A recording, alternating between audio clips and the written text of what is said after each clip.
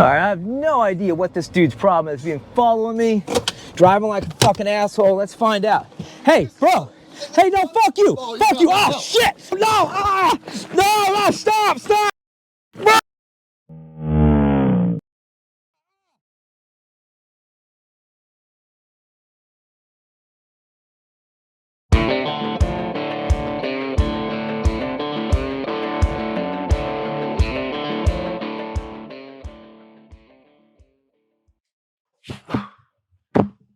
Okay, so that was definitely not the right way to handle an attack from a pipe-wielding maniac. Unless you like broken bones, bruises, brain damage, trips to the hospital, and all that kind of fun stuff, which I think we all kind of want to avoid as much as possible. That being said, these types of attacks are commonplace nowadays. And sure, they're more likely in crowded urban spaces, but trust me, shit can hit the fan anytime, anywhere, even in idyllic small town USA. Hell, I remember it was about 2 years ago that I had the SUV packed up, the kids, and all that stuff, and we were headed up to my parents on family vacation. Now, I don't know about you, but when I take long trips, sometimes I like to avoid the interstates and take the back roads, the scenic way, right? The scenic route. It's nicer, safer that way. At least that's what I thought. So I don't remember where I was. I think it was Georgia, or was it Alabama or Tennessee? I don't know. Whatever the case was, we're driving through the small town, and I think I ran a four-way stop. Not a big deal. Nobody got hurt, but it really pissed off this guy in a pickup truck to the point where he gunned his truck, pulled up in front of me, slammed on his brakes, and jumped out with a baseball bat. Not cool. Now, luckily for me, I was paying attention. I had situational awareness, and I had enough time and space to get the hell out of the area without having cops and lawyers and an ambulance involved with the situation. Which brings me to a point that I want to stress before we dive into this video, and that's this. If you can avoid the confrontation, please do so. De-escalate, get out of the area, because trust me, the aftermath of these types of confrontations is not pretty. But sometimes you can't. Sometimes you can't escape. Sometimes you have to stand your ground and fight. And that's what we're talking about in this video. I'll be sharing with you a very simple yet effective and brutal technique to not only counter the attacker, but also neutralize the threat. And hey, before I forget, since we're talking unarmed combatives, that's just one aspect of the survival game that we train in Task Unit Ghost, which is a crew of guys that I lead in the Warrior Tribe. We train bushcraft, fitness, survival tactics, and so much more, and really just skills to deal with life on life's terms. You can get more information about the Warrior Tribe down there in the pin post and the description. I would love to see you there. And yes, there is that small chance, or big chance, that YouTube will look at this video and say, that's too violent. We're going to limit the reach of this video and we're going to pull the advertisers. And yeah, that would definitely suck because I put a lot of time and effort into these videos. So if you like what I do here and if you want to support my efforts, go down there in the pin post and the description. There is a link to my PayPal, and any support in that fashion is greatly appreciated. Now let's go ahead and get into it. Today, what we're going to talk about, what we're going to train a little bit, you have an aggressor. Pulled over on the side of the road. A lot of different situations something like this can happen. Today we're just talking about this situation. It could be a baseball bat. It could be an iron pipe. It could be a machete. Anything that gives them a little bit more reach, something they're going to swing, that they're going to attack with. It could be blunt force. It could be a sharp edge. It could be any of those things. Doesn't really change what we're going to do here today. This is a basic sequence that allows you to deal with a variety of problems. A lot of individuals who are not trained are going to do the same thing armed or unarmed. They're going to be throwing haymakers. Adrenaline gets pumping. They're going to want to hurt that person. They're going to want to use their strength or their energy that they think they have, and they might have it, they might not, to get attacking towards your head, usually, sometimes your body, with these wide, powerful swings. Sometimes they come straight down. Sometimes they come diagonally. But the wide variety of these things is going to be in between that diagonal and horizontal, whatever it is. Again, iron pipe, baseball bat's a really good example for today's training. When someone is approaching you, especially they step right out of your vehicle, or their vehicle, you step out of yours, they're approaching you with anger, you can tell they're going to attack you. It's not hard to tell. And in almost any court system, if somebody's walking towards you with a baseball bat or a pipe and they're in this shape, you know, it's very easy to tell they're going to be aggressive. You need to go ahead and enter into that self-defense. You don't need to start to try to do too much in terms of de-escalation. It's good to step out of your vehicle and say, slow down, calm down, step away, absolutely do that. But if they're walking towards you, odds are things are about to get festive. Maybe you do or don't have a tool in your own vehicle. Maybe it's on your person. Maybe for whatever reason you're not allowed to carry a tool at that time. Maybe it's a non-permissive environment. Maybe that's not something you want to escalate to in that instance. It could be any number of things. Your adrenaline's pumping. You forget if you're not trained or exposed to this kind of thing, and you don't get your knife, you don't get your pistol, you don't get your mace or your taser, whatever it is. Nothing really changes for this sequence. You can add your tools into this later. It works unarmed, which is what we're going to do today. And it's not always an option to run away from your vehicle. It's not always an option to just run from everybody that's coming up on you. There could be a wall behind you where you don't have any room to try to get away. And it's a good idea to try to get away, but what if your family's in the car? You're not going to run away from your car. Someone's going to approach you and they're going to attack you with this. And we're going to go over today how to stop that. Remember, guys, there's a difference in training and in opponents. If somebody is trained, not only are they going to be less likely to engage you with these wild swings, they're probably not going to have just a random pipe. They're probably going to have something a little more intelligent. It could be an extendable baton. It could be a selection of things. There's a difference between fighting a trained opponent and an untrained. For today, more than likely, somebody confronts you on the street with a lot of anger. They're probably not trained. They probably don't have self-discipline. They probably don't have a lot of emotional control. And we don't know what else they've been doing with their time in their life. So when they're coming at you with these wild attacks, which we see all the time around the world every day, that is what we are covering today. If somebody squares up on you and they pull out a fencing saber and they've got the right footing, you're in trouble. That's a different class. We're not going to talk about that today. So, for the intro here, as they are approaching you and as they're going to attack you, again, immediately it has to be space maintenance. If I start to back up, if I start to give ground, first of all, I might trip and fall. If I'm not looking at what I'm doing, that happens a lot. It could just be a loose rock. It could be a curb on the side of the road. It could be a wall behind me. It could be my car door that's open behind me. It could be anything. You do not want to count on being able to stumble backwards, trying to turn, trying to sprint away. That's not what's happening right now. That's just not an option in this scenario. When somebody's approaching with a weapon, your golden zone to deal with this for a very simple sequence, and there are a number of different ways to deal with an attack like this, but today we're going to cover one that's very simple and that works in a variety of situations. They're going to have their arm back and ready to swing this thing. They want the weight of this tool to connect with you. They want the end of this weapon, of this baseball bat or iron pipe, to deliver the force to the body. And again, a lot of people like to aim for the head. It's a good target. It's what's going to do the damage. Sometimes they're going to go for a leg or a body. That's just a little bit different. Most of the time, road rage, they're swinging for the head. They're swinging for the upper body. They want that damage. If he does swing and I step backwards, if I don't get the space right, he's going to connect and I'm going to take that damage. Maybe I can get a little bit of distance and he misses once. That's not exactly what I want. Not the end of the world. It's not exactly what I want. Because I want this to hit hard and fast. I want my attack to take him down on the first try. I want it to happen violently and quickly because I don't know who this individual is. He's acting like he's not trained. I don't want to make every assumption on that. I don't know what else he's carrying. I don't know who else is in his vehicle. We're going to handle things as quickly as we can to make sure that we gain control of our environment. My sweet spot is as he is winding back to swing. As soon as I see that arm cocked back and he's swinging, I'm going to move in as fast as I can. I want to step all the way in. I do not want to try to lean forward without my own legs. Seems like a simple mistake, but some people don't always know about that. Or in the heat of the moment, especially if you haven't trained this or you're not used to confrontation, people will do dumb stuff. Off balance, that's no good. I want to absolutely step all the way in. I want my arms up. I want them up loosely in a triangle shape. Even if this thing connects, I don't want it to be connecting on my skull.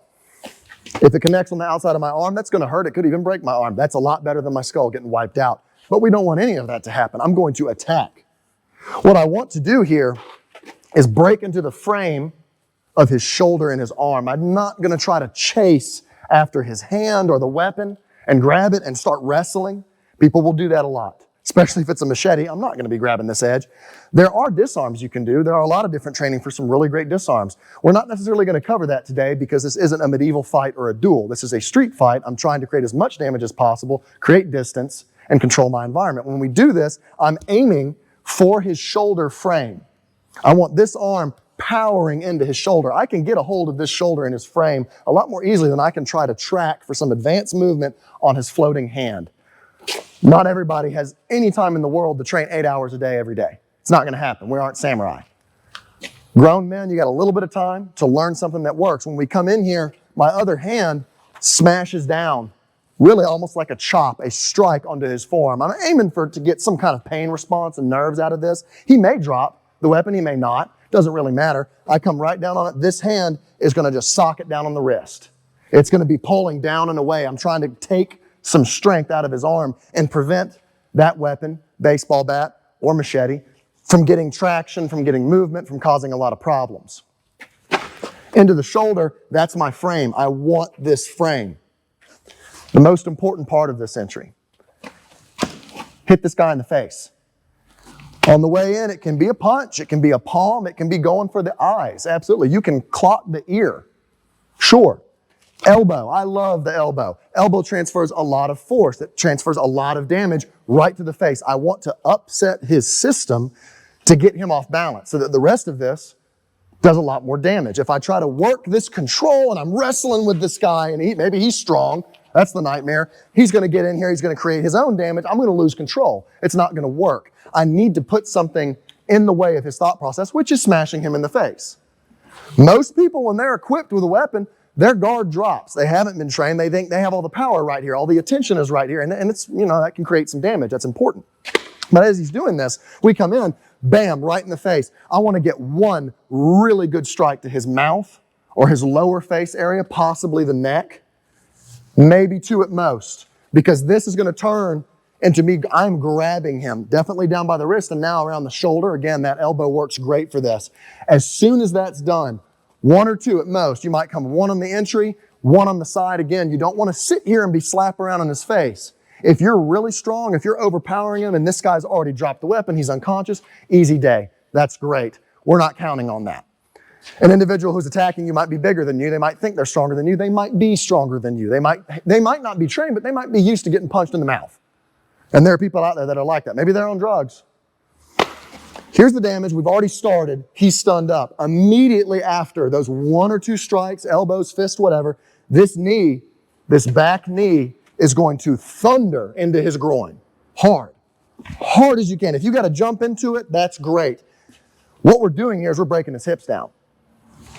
As soon as that's done, you are dragging his head down. I'm going to maintain control over his wrist. I'm not expecting to get anything perfect. I'm not going to do any complicated wraps. I'm not going to let go. There are a lot of different training sequences people use for this in different martial arts. A lot of them are great. That's great.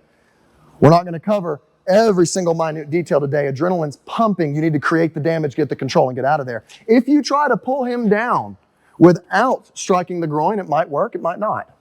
We're going to strike the groin. Boom, he's down. Right here is your opportunity for a little bit of exit damage. This can be the same knee right to the face and head.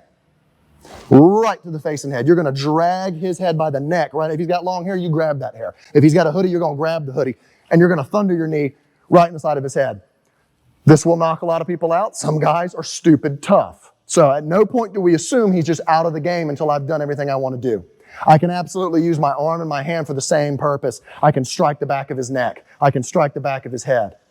Again, if this is a life or death situation, if this is a machete or a baseball bat, he just swung towards my head, that is a life or death attack in almost every state or country. So we're here, you finishing the fight like this, absolutely, elbow, anything like that. I'm not trying to sit here and wail away at somebody with all kinds of malicious intent without making a positive direction for control. So what I'm going to do, one or two strikes, if that's a knee or a fist, whatever it is, and violently shove him away from me. Maybe he's already down on the ground and unconscious. That's fine. I'm stepping away. Violently shove him away. I'm going to take stock of my immediate surroundings. If I've got my family with me, if now is the time for me to access my tool that I have in my back pocket, if it's in my vehicle, if I need to start making a phone call, there are witnesses, whatever it is, that is a mixture of violence that will shut them down, that prevented that attack. And there's ways you can spice that up to make sure they're all the way gone, or there's ways that you can back off of that. There is some discretion to be used here per target. I'm going to show you one more time a little bit faster. He squares up. He comes in.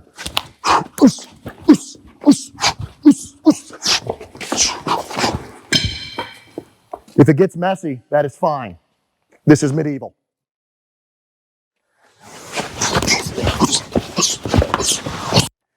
Couple of minor variants to this attack that can put a different spin on things that you may run across, and they're worth mentioning, although we're not going to go into super detail today over this.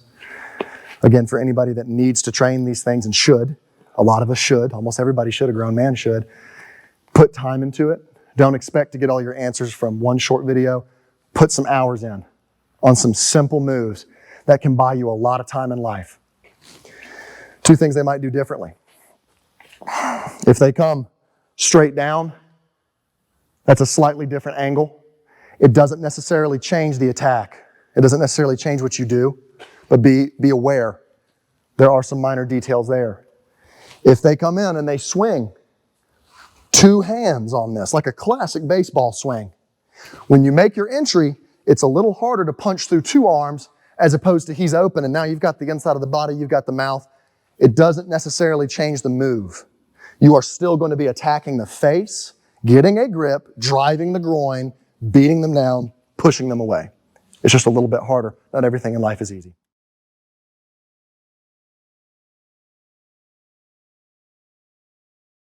Step 1, entry. Step 2, face. Step 3, groin. Step 4, drag him down. If you're strong, you can just pull the dude down. You've got his wrist, pull him on the back of the neck, get a handful of his shirt, get a handful of his hair, whatever, pull him down. If he's big and strong, step back, lean back into it, drop your weight into your hips as you pull him down. He's a little bit softened up. That groin strike's going to help this happen.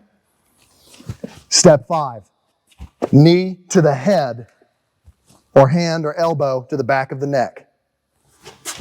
Boom. Last step, step 6, aggressively shove them away if they're not already on the ground, in which case you just move back.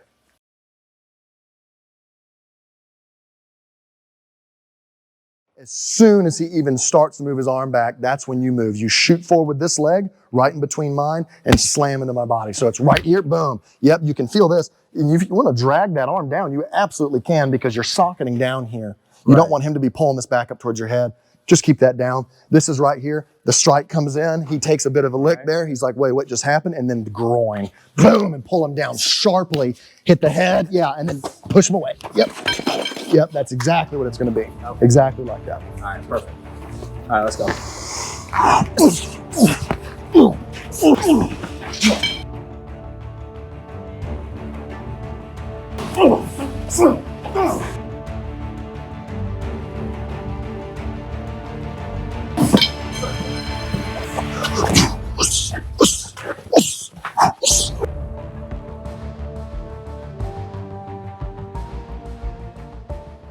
Okay, guys, this looks intimidating as hell, right? But hopefully it's not going to be as intimidating if you understand how to use this combo. And the way he broke it down, 6 steps, super simple. You can drill this with your mom, with your wife, with your girlfriend, with your kids, anybody you can drill this with and get better with this technique. Now, with that being said, I know there's going to be more than a few people out there saying, well, why would I even bother with this shit? I will just pull out my concealed carry weapon and shoot them. That's great. But maybe you don't have your concealed carry weapon with you at all times. Maybe it's in the back seat. Maybe it's in your trunk. Maybe you just like, hell, I'm going to run up to the gas station to grab a soda and you don't bring your concealed carry weapon with you. Then what are you going to do? Well, if your only plan is to shoot an aggressor, then you don't have a plan, right? Because we talk about this a billion times. The good old survival rule of 1 is none and 2 is actually 1. So the best thing I can tell you guys is review these 6 steps. Drill this combo. You can drill this with anybody at any time. It's simple, basic, and as you see, very, very effective. And the only other thing I will say, and this is super important, if we haven't mentioned this already, I want to say this again, is that when this is over with and the threat is neutralized, what are you going to do? You call ambulance? Call the cops? No and no. The first thing you're going to do is you're going to call your lawyer. I have my lawyer's number stored in my phone on speed dial, and if my phone somehow gets damaged, I also have his number stored in my vehicle. The first move I'm going to make is to call my lawyer. And I'd love for you to jump down the comments and tell me why I would call my lawyer first before I ever called the ambulance and the police. If you can guess why, then hey, I'll throw you some internet cool guy points for that one. But With that being said, guys, I hope you enjoyed this video. Please get out there and train, because these streets out here, no matter whether you're in an urban or rural environment, can get dangerous very quick. We're dealing with a lot of people in this world, in this modern era, with mental health issues, with lots of anger issues. And if you're not prepared to deal with these threats accordingly, what type of man are you? You have to be there to defend yourself, your family, and your loved ones. And that's what the name of the game is. Not only survival, but being able to also neutralize those threats. So thanks a lot for watching, and I'll see y'all in the next one. Then I deploy my Wolverine claws and I jump on him and I take his organs and I sell them. Yeah. We should do like a blooper outtake where I walk up with a cooler, and then the bonus, it's a survival situation.